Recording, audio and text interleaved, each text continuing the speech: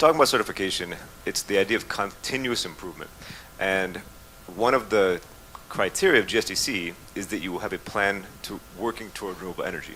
And this is where those who are looking at the criteria are the most scared. And when we were actually doing Ascott's GSTC recognition program for Singapore, that was the first thing that came up was, well, we don't have the capabilities, it's not possible, you can't put that many solar panels on the roof, the price point's not there, the PPA providers are not really giving the good terms, what are we supposed to do we need to do this now? And the answer is no. But from your perspective, how did you view that criterion, and how do you work toward it then, to work toward renewable energy?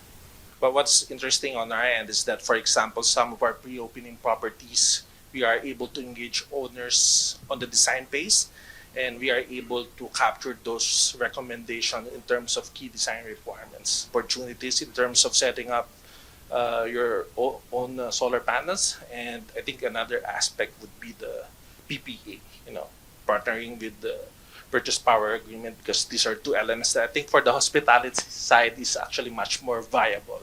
Our lead now for the association is about education. We've been educating our members. If we shift to renewable energy, this is what you get. So there's two things that I'd like to share. One is a solar thing that we'd like to introduce to our members, that if we do solar panels, you need to have a bigger space.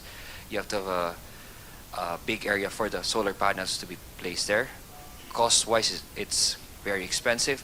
Or the other way around, in terms of sustainability now, which we share to our members, is a building management system, which there's a system or a computer system in all the equipments that runs in the electricity to study it, and it runs through a cloud base to run your system to make it more efficient and to save on costs, which it doesn't need space. This is the transition, the net zero transition that everyone talks about. Essentially, energy efficiency. You need to reduce as much energy as possible.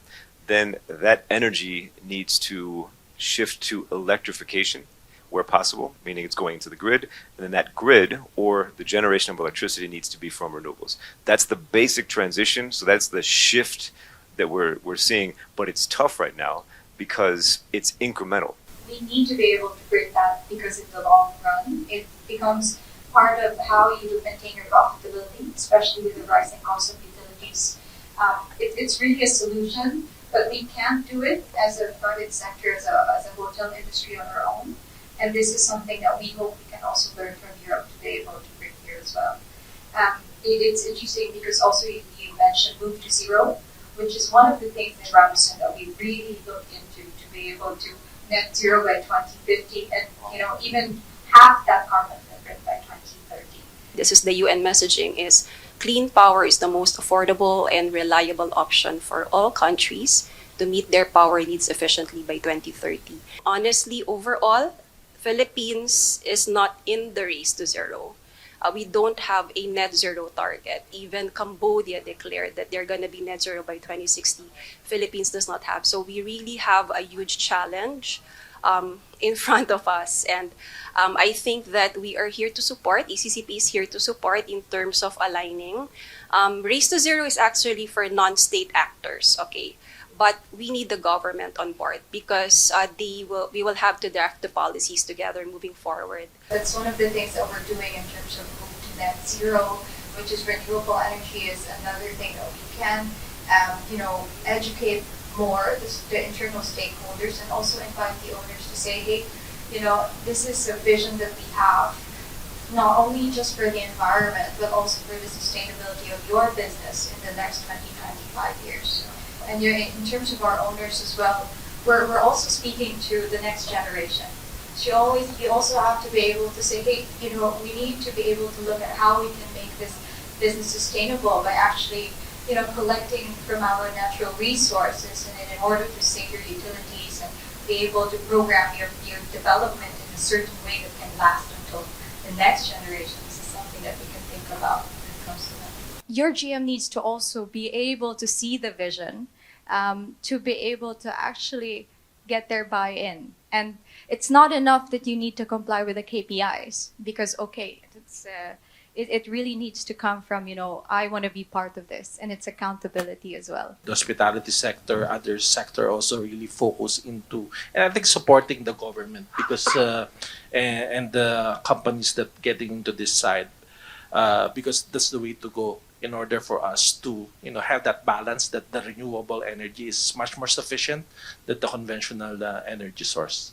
Along with that, in terms of building new infrastructures, and the next breakthrough agenda of the UN is on cities, regions, and built environment. And this is on sustainable construction and resilient construction systems. And so that really has to go hand in hand.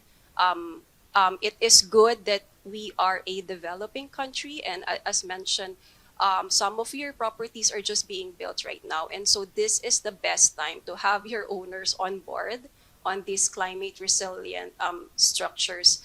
Sustainability is something that needs to be, a discussion point at the moment, because everybody, in the past 10 years, we're like, okay, we need to be sustainable, but there's a lot that still needs to be done in the Philippines, and we are doing our best as operators, as stakeholders of the business, but we also need more support, and of course, more education, because there are options out there for PPIs, things, incentives, and all of these things. But really, do we know that? How can we take advantage of those? We need also to be educated as an industry to be able to practice and also take advantage of what we can do, the best we can do. The answer is simple. Renewable energy is the way to go. And I know that it's going to be a work in progress and it's going to be a journey for all of us, but it's important that all stakeholders come on board because we need the support of everyone to make sure that, when we get there by 2030 and 2050, then all of us are ready. This is the 5 years since we started PHILHOST, and I have to say the conversation has elevated so much among everybody. The topic is much more versed. So this is the next progression. But I would say is that keep looking at holistically within the concept of energy management, because these pieces all fit together. It's not about just the cost line item of renewable. It's renewable combined with what you can save, the tech you can use, the way you can finance it, the way you can look at security and future issues, and look at it more holistically rather than just the line item, because that's going to come into play as a myriad of solutions. And then second is, yes, do engage and discuss with governments, with other solution providers, because we can't always assume the opportunities will be known or that they will be correctly tailored the way they could be. And so by engaging and helping formulate these plans or formulate solutions with government where possible, or at least educating on why something may not be working, that can help, because everybody does have the same intention, at least, of shifting to renewables.